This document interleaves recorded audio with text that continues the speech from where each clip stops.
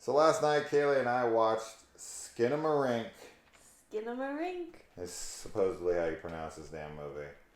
Um, it's interesting. I've watched some reviews and they talk about how there is like this plot line, but like you don't really gather that plot line No. till like the movie's almost over, right? Like, so I don't even know what to say as far as like a synopsis goes, but I'll just say there's two kids in a house. Their parents are like in bed, and if you're trying to figure out why the hell this video looks like this, is because this is about how the film looks. It is super experimental and Super, super artsy. super. And, I think that, seeing this in theaters is probably the way to see this movie because it is so quiet and so dark and so hard to hear and see anything that it's almost necessary to have the big screen. I mean, for me, it's a avoid at all costs. But if you're gonna who are see loving it. yes, there are people that are super into it, and if it sounds like the kind of movie that you would be into, I definitely think that you should see it in theaters. Yeah, this film wasn't for me in the slightest. I'm all about weird, artsy films when I'm interested in what's going on. Of course. Now, I have had the, I have gotten to talk to a good amount of people who did enjoy this. And the common thing I've heard is that it played on my childhood fears. It brought me back to a place when I was a child, and it kind of invoked some of my nightmares or like feelings of fear, right, about being kind of like left alone or whatever. I mean, obviously maybe in the theater there's a different experience because we did watch this at home where I'm just sitting there this is an hour and 40-minute film, and this is not a film that really has credits. So this is a pure 100 minute film. And this film, to me, at best, for myself personally, this movie shouldn't have been more than 5 minutes long. This would have been a good 5 to 10 minutes short at best. But this being an hour and 40 is outrageous to me. Like, just as is, even for people who liked it, I think that almost anybody can agree that this film is at least 20 minutes too long. There are just long random shots of like this, of just like random shit, low angle, no focus, no, the film stock is intentionally grainy and terrible, and you can't see anything. You never see a single actor in the film's face. There's never any dialogue that is like plot driven or anything. It's just kind of random whispers, a lot of subtitles on the screen where you legitimately, maybe in a theater you'd hear something, but at home there was subtitles sometimes where it's like there is no dialogue happening right now. Yeah.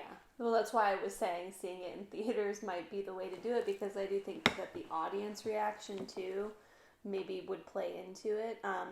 I didn't really like the film, but I like parts of the film, I guess I could say. Like, it was unsettling at times, because I do think that it is very atmospheric, and it is kind of that thing where it's like, if you, like the childhood fear thing, right? Like, I can see like a fear of the dark, where your mind is just kind of filling in everything that you think is in there, and that's kind of what happened with the film for me, where it's like, you're just sitting there staring at this really grainy footage where you can't make out a couch or anything. Right. And the sound is so soft, and your brain is just kind of trying to fill in those spots, which I think is part of the intention in a way. So, in one hand I like that, but I think that this style, for me at least, would be better suited in small bits, like to be added into more traditional filmmaking, instead of the whole film being that. And of course, the filmmaker obviously, intended it this way. But so that, I think that there's some unsettling atmosphere, and that's all there is. And then the plot is, like you kind of like you read the synopsis, which is just that, like, two kids are in a house and all the doors and windows disappear. And then from there, I mean, you are just kind of, again, filling in the blanks of like, oh my God, like these kids are by themselves. And like you see these snippets of like them trying to get food or use the restroom. And like that stuff is scary, of course, to think like, what if that did happen, But overall, like it did feel too long. It did feel way too long. I feel like you could easily have condensed it to like a 15 to 30 minute, like, short, and it would be just as effective, at least for me. But I can see why some people are super into this, because they might have never seen an experimental film, that made them feel this way. Yes, but with any experimental film, so with a film like this, which costs $15,000 to make, and I know a lot of people are like very excited about that because they're like, oh, this just gives us an excuse as low budget filmmakers. It gives us no excuse. We can do it. The Blair Witch did it. The Paranormal Activity movie, did it. Like, now this Skinamarink movie has done it. But it's like, Blair Witch actually gave you a plot with characters, right? The Paranormal Activity actually gave you a plot with characters. Things happened. People said nothing happened in the Blair Witch Project. People said that nothing happens in the paranormal. If you took one of the people who said nothing happened in the Blair Witch Project or nothing happened in Paranormal Activity, and you took them to this movie, they'd probably kill you in the parking lot or even in the theater. This is the absolute epitome of a nothing happens film. If anybody sees this movie and tells another person, I don't care if they think this is the greatest movie they've ever seen, if a person has the criticism, yeah, but nothing happens, and that person is like disagreeing with them or trying to argue with them on that, I am here to tell you you are fucking wrong. Nothing happens in this film. It's the nothingness that is the thing that people are afraid of, right? It's the like blank areas. It's the in the darkness stuff that you're talking about. It's the sound design. It's the eeriness of the whispering and the just I don't know what's going on, because you feel like you're watching a legitimate nightmare or a fever dream, but without the imagery. Right. It's really just like almost a camera randomly set into a dark room at weird angles with random dialogue that's not cohesively connected together to tell any ultimate story. It's just, it's just thrown together to be unsettling in a like nothing's going on kind of way that people are uncomfortable with, and it'll work for those people, but like this is a super, super risky movie, because you're going to piss off so many people with this movie who went to the theater, drove out, paid the money, and sat an hour and 40 minutes in the theater. And this is going to appeal to such a small crowd of people. Yes. I am seeing a lot more like praise towards this movie than I would be expecting. Like Blumhouse released something like, oh my God, this movie terrified me. And I'm seeing a lot of like friends of mine and whatever, like, oh my God, I was so into it. It scared me. And I'm watching the movie and being like, I didn't feel even the slightest bit of tension. I didn't feel, like disturbed or unnerved or nothing. I was completely dead to the movie 100% of the time. That is my own personal experience with it. Yeah. But there are people who are loving this film, and that's totally fine. But this is, without a shadow of a doubt, the epitome of a absolutely nothing happens film. It's extremely minimalistic. Like, the shots are frugal. The sound design is frugal. Everything is like bare bones. Hardly giving you anything. Which... like, I did feel some things when we were watching it, like I said. Like, I got the atmosphere. And there's definitely a couple scenes, like there's one scene in particular that was probably my favorite of the film, that's in the bedroom upstairs. Sure. Which I actually quite enjoyed. I think that and you actually see things in that. That's part of why I enjoyed it, but it's actually showing you, like what's going on. And it was creepy. It was really unsettling and very nightmarish for sure. And if the rest of the movie was like that, like low lighting is fine. We love found footage. We watch found footage all the time, you know, and it's always pretty bad quality. Like that's not the issue. It's like when you're just staring at blackness for an hour and 40 minutes for like the majority of that time, it is frustrating because it is like you know, you go into a movie wanting to see things. And I think that, you know, for filmmakers, you know, maybe that part of it is to kind of push the envelope of what you expect from a film, and that's fine because it is experimental and artsy. But yeah, I think that like it is kind of surprising that there's a ton of people that are really into it, but I'm happy that they are because on, you know, that hand for low budget filmmakers, it is encouraging, you know, to see that people are at least liking something that is really new. You know, we always talk about how we want new things in horror, and like we saw The Green Knight in 2021, and people like hated that movie and thought it was like nothing happened in it, and it's like to contrast it with this movie. God.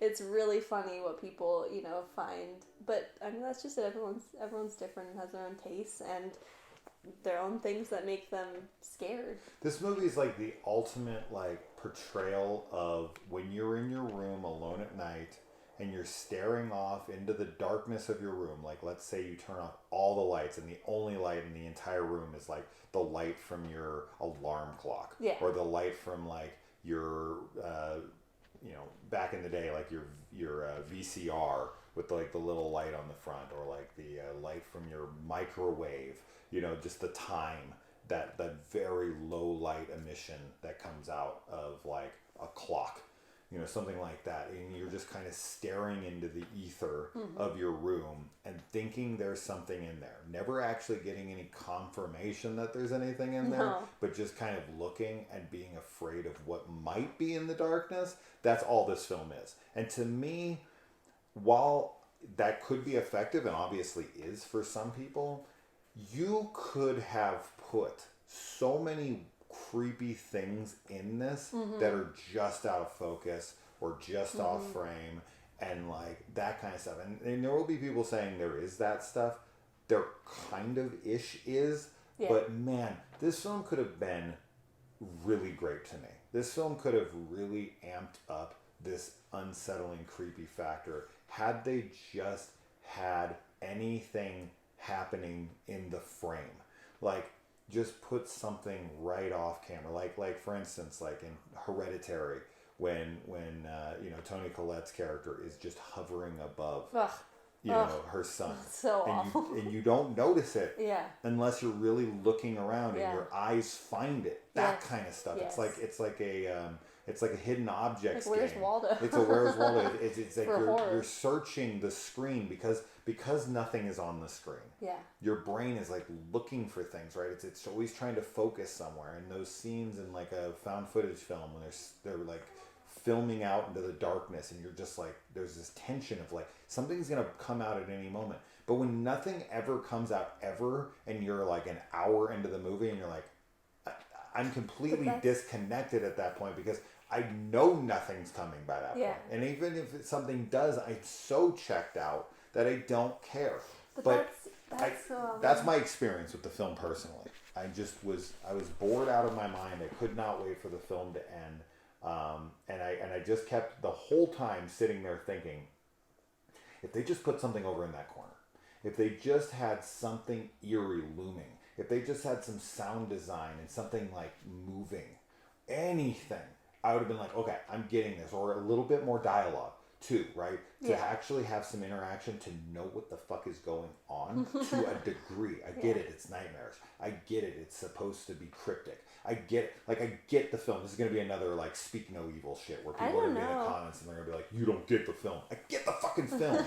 I didn't like the film. There's a goddamn difference. Well, I agree with you. Like, I'm not a huge fan, but I guess just to play devil's advocate, and honestly, it's like the more we talk about it, I do think that there is a kind of genius in this type of filmmaking because it is putting a lot of it on the viewer. Like, it's kind of putting this black mirror in front of you, right? And letting you project your childhood fears and whatever onto it.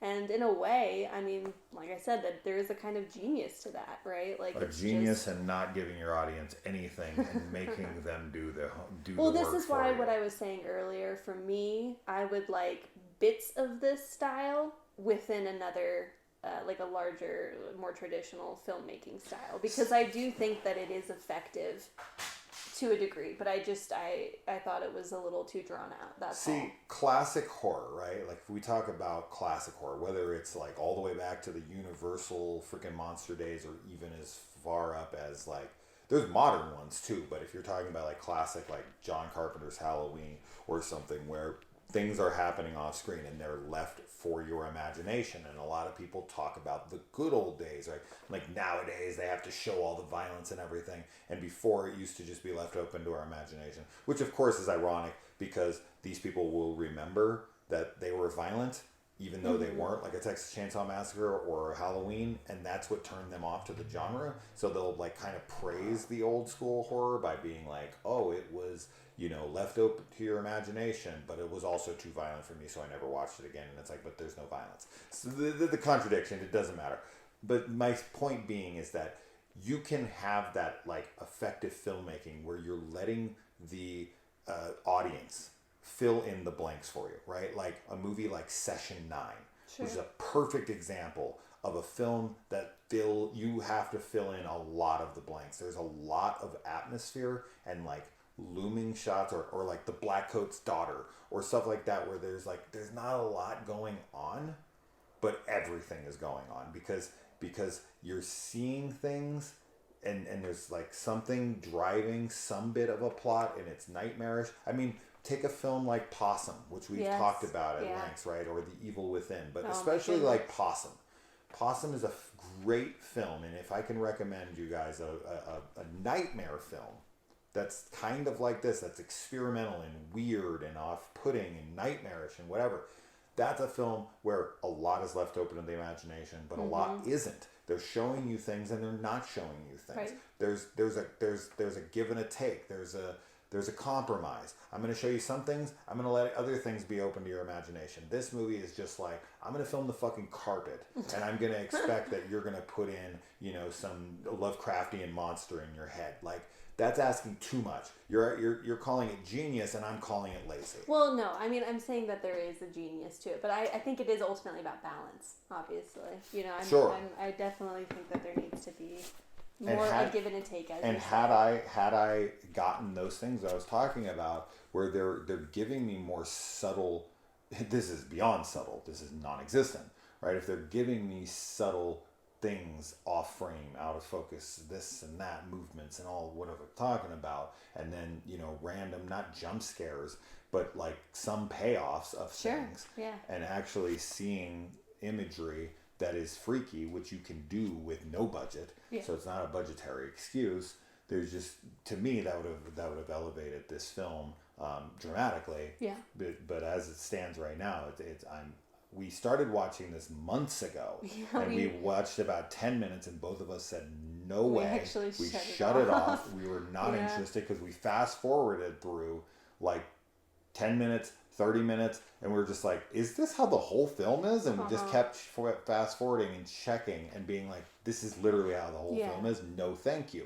And then it came out in theaters, and people were praising it. And I was like, we got to go back. We got to watch this. It's being talked about. People want our thoughts. And ever since, I've seriously gotten maybe 20 messages in the last day. About like, are you guys going to review Skinamarink? Yeah. And I'm like, yeah, we watched it last night. We're reviewing it tonight. Dude, no. It's a big no for me. But if you're somebody who is into super experimental films, who, you know, wants to see something totally different than anything you've ever experienced before, and you don't mind there literally being nothing going on, but everything going on in the darkness, if your mind goes there, if you are having childhood trauma, or if you are having like that like feeling of just being in a theater with a bunch of random people, it's completely dark, everything's weird on screen, everyone in the theater is upset either because it's scaring them or it's pissing them off, there's a lot of like emotion in the theater, the energy is off, Maybe this would have been better in theaters. Honestly, if I drove to see this, I would be pissed. I think, personally. That's my take. Yeah, I'm not a fan either. I don't have anything else to say on the movie.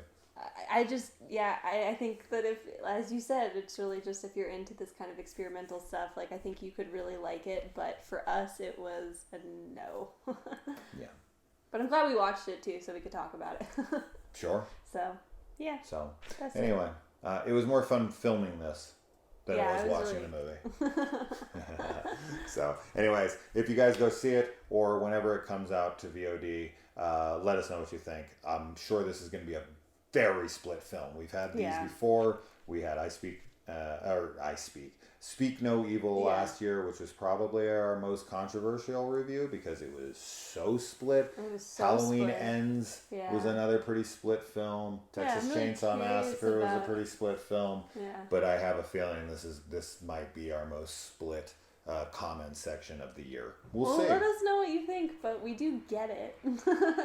So well, maybe we don't. Maybe we don't. I don't know. What do you Whatever. think? Just tell us. Yeah, tell us what we're missing. Let's talk about it. We'll see you in the comments. All right. Bye. Bye. Bye.